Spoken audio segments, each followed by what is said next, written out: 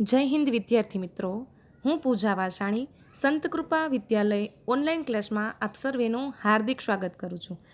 વિદ્યાર્થી મિત્રો, આપણે ગયા વિડીયોમાં ઘસારાના ચેપ્ટરનો થોડો ઘણો ખ્યાલ મેળવ્યો હતો, જેમાં આપણે પ્રસ્તાવના જોઈ હતી, ઘસારાનો અર્થ, ઘસારાની વ્યાખ્યા, સમજૂતી મેળવી હતી અને આપણે ઘસારાના લક્ષણો પણ જોયા હતા.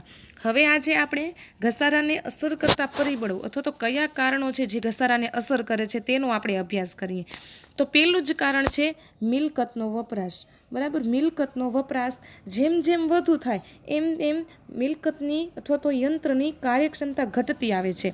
એટલે કે જે મિલકતની કાર્યક્ષમતા ઘટતા એનું જે ઉપયોગી આયુષ્ય હોય, જેટલા ટાઈમ યંત્ર ચાલવાનું હોય એ આયુષ્ય અને એનું ઉપયોગિતા મૂલ્ય બંને ઘટતા આવે છે. બરાબર, તો વર્ષ દરમિયાન મિલકતની કિંમતમાં થયેલ ઘટાડો એ ઘસારાની રકમ દર્શાવે છે. એના પછી બીજો મુદ્દો છે જેને અસર કરે છે એ છે સમયનું પરિબળ. તો જોઈએ આપણે સમયનું પરિબળ.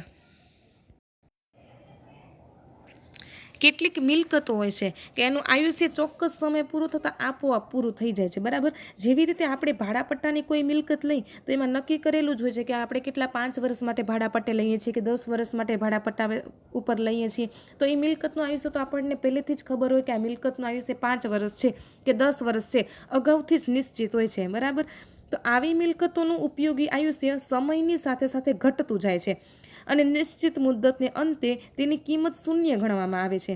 આ મિલકતની અપેક્ષિત ભંગાર કિંમત જે બાદ કર્યા પછીની પડતર કિંમતને તેના ઉપયોગી આયુષ્યના વર્ષો દરમિયાન ઘસારા તરીકે માંડી વાળવામાં આવે છે. બરાબર, હવે આ સંજોગો મુજબ એમ કહી શકાય કે મિલકતની ભંગાર કિંમત બાદ પડતર કિંમત, બરાબર, મિલકતની જે ભંગાર કિંમત હોય બાદ પડતર કિંમત કરવામાં આવે અને એ જે તે મિલકતનો કુલ ઘસારો સૂચવે છે. મિલકતની ભંગાર કિંમત બાદ પડતર કિંમત, ભંગાર કિંમત હોય બરાબર, એમાંથી બાદ શું કરવામાં આવે? પડતર કિંમત કરવામાં આવે. તો આપને શું મળે છે? આપણને ઘસારો મળે છે. તો ઘણી વખતે મિલકતો અમુક સમય સુધી વણ વપરાયેલ પડી રહેલ હોય છતાં પણ તેના મૂલ્યમાં ઘટાડો થાય છે. આ ઘટાડાને પણ ઘસારો કહેવામાં આવે છે. બરાબર, આનું હું તમને એક સરસ એક્ઝામ્પલ આપું કે ગયા વિડીયોમાં મેં તમને ગાડીનું એક્ઝામ્પલ આપ્યું હતું. બરાબર, કે આપણે કોઈ નવી ગાડી ખરીદી હોય, નવી ગાડી આપણે કોઈ ખરીદી હોય, હવે આપણે શું કરી કે આપણે આનો કંઈ ઉપયોગ નથી કરતા, વપરાશ નથી કરતા, પરંતુ શું કરીએ, રોજ નવો દિવસ ઉગે આપણે ગાડીનું કવર કાઢી એને ટીલા ટપકા ચાંદલો પૂજાપાઠ કરી પાછું કવર ઢાંકી દઈએ. બરાબર, બીજો દિવસ થાય પાછું આપણે કવર ઉતારી એના ટીલા ટપકા કરી પૂજાપાઠ કરીને ઢાંકી દઈએ. આવું રોજ ચાલ્યા કરે, રોજ ચાલ્યા કરે, પણ આપણે ગાડીને ચલાવતા નથી, ઘરની બહાર ગાડીને આપણે કાઢતા નથી. તો શું તમે આજે ગાડી લઈ આવ્યા એને તમે 5 વર્ષ સુધી અડતા પણ મતલબ વાપરતા નથી, એનો ઉપયોગ નથી કરતા અને 5 વર્ષ તમે પછી ગાડી વેચો તો તમને એ નહીં કિંમતમાં ગાડી પાછી મળે? બરાબર, એ નહીં કિંમત તમને ગાડીની મળે. તમે 5 લાખમાં ગાડી લીધી હોય, બરાબર, તો શું તમે 5 વર્ષ સુધી એનો ઉપયોગ જ નથી કરતા, એમને એમ સાચવીને રાખો છો એને, અને આ 5 વર્ષ પછી આપણે એને વેચીએ તો આપણને કોઈ 5 લાખ આપે? કોઈ ના આપે. 5 લાખ ન મળે ને આપણે કિંમત 5 લાખ.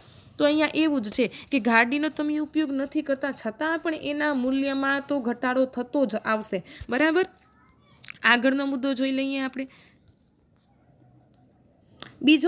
ત્રીજો મુદ્દો છે જથ્થામાં ક્રમશઃ ઘટાડો.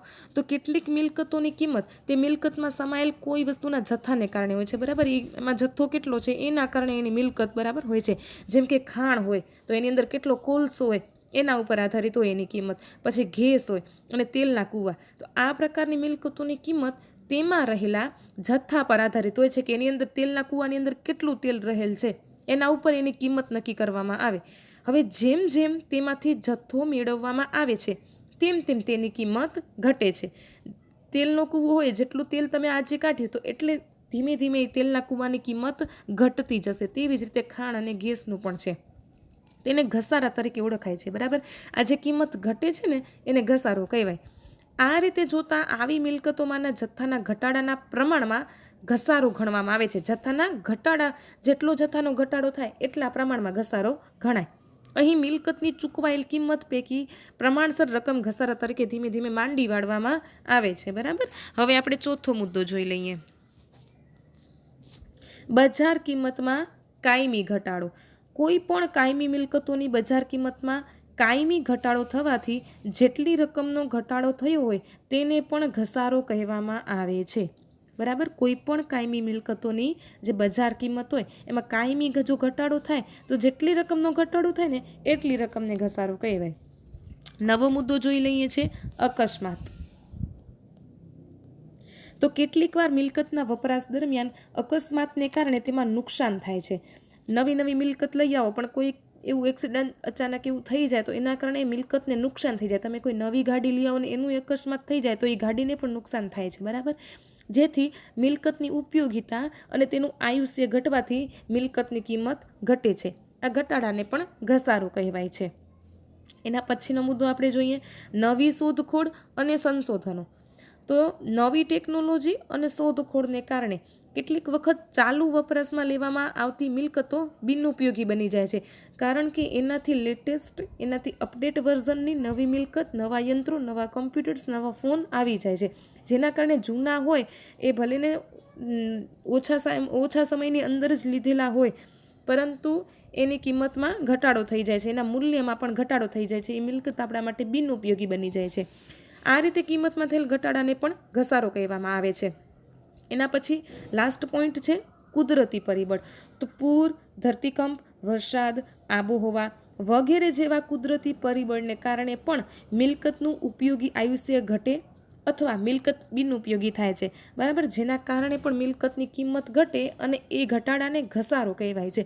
ઘણી વખત કુદરતી પરિબળો અસર કરતા હોય છે કે વધારે પડતો ધરતીકંપ આવે તો જો કંપનીનું બિલ્ડિંગ પડી જાય, બરાબર, કારખાનું પડી જાય તો એની અંદર બધા યંત્રો પણ દબાઈ જાય છે, જેના કારણે ખરાબ થવાની પૂરેપૂરી શક્યતા હોય છે. ઘણી વખત પૂર આવે છે તો જો તમારે ફેક્ટરીની અંદર કે પૂર અંદર પાણી આવી જાય તો પાણી ભરાવાને કારણે પણ યંત્રોનો બગડી જાય છે. તો એ બધું જે કિંમત ઘટે છે તેના કારણે એને પણ ઘસારો કહેવામાં આવે છે. તો વિદ્યાર્થી મિત્રો, અહીંયા આપણા ઘસારાને અસર કરતા પરિબળો કે ઘસારાના કારણો પૂરા થાય છે. બરાબર, હવે આપણે આગળ જોઈએ. તો વિદ્યાર્થી મિત્રો, ઘસારાની રકમ અને ઘસારાનો દર નક્કી કરતી વખતે ધ્યાનમાં રાખવાના કેટલાક પરિબળો હોય છે કે આપણે જ્યારે દાખલા ગણશું, બરાબર, ત્યારે આપણે આ બાબત આપણને પણ ધ્યાન રાખવાની હશે. એટલે જ્યારે કંપનીમાં કોઈ ઘસારાની રકમ ગણાય કે ઘસારાનો દર નક્કી કરાય ત્યારે અમુક પરિબળો ધ્યાનમાં રખાય છે. એ આપણે ઉપરથી જોઈ લઈ, પછી વધારે પડતી સમજ આપણે દાખલા ગણશું ત્યારે સમજાઈ જશે. એમાં પહેલો મુદ્દો છે મિલકતોની પડતર કિંમત. તો મિલકતોની પડતર કિંમતની પણ ધ્યાન રાખવી પડે છે. પછી આપણને બીજું છે કે મિલકતોનું અંદાજિત આયુષ્ય કેટલું છે એ આપણને પહેલેથી જ નક્કી કરવું પડે છે કે આ મિલકત 10 વર્ષ ચાલશે કે 15 વર્ષ ચાલશે કે 5 વર્ષ ચાલશે. બરાબર, એના પછી મિલકતની અંદાજિત ભંગાર કિંમત પણ નક્કી કરવી પડે છે, એના ઉપરથી જ ઘસારો ગણાય છે. એના બાદ મિલકતનો વપરાશ ધ્યાનમાં લેવામાં આવે છે કે કેટલો વપરાશ થયો છે, બરાબર, કેટલા સમયમાં ઉપયોગમાં લીધેલું છે, એ બધું ધ્યાનમાં લેવામાં આવે છે. સમારકામ અને જાળવણી ખર્ચ પણ જોવામાં આવે છે. એના પછી મિલકતમાં રોકાયેલું મૂડી કેટલું છે અને મૂડીનું વ્યાજ કેટલું છે એ પણ ધ્યાનમાં લેવાય છે.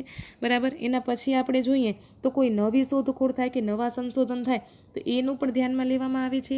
અન્ય પરિબળોમાં જોઈએ તો મિલકતના ઉપયોગના હેતુ, બજાર ભાવમાં ઘટાડાની શક્યતા, અકસ્માતની શક્યતા કેટલી છે, કુદરતી આફતો અને અન્ય પરિબળો પણ ઘસારા માટે ધ્યાનમાં રાખવા જરૂરી છે. તો વિદ્યાર્થી મિત્રો, હવે આપણે નેક્સ્ટ વિડીયોમાં ઘસારાપાત્ર મિલકતોનો અભ્યાસ કરીશું. આજે આપણે આટલે સુધી રાખીએ છીએ. ત્યાં સુધી મને રજા આપો. જય હિન્દ, જય ભારત.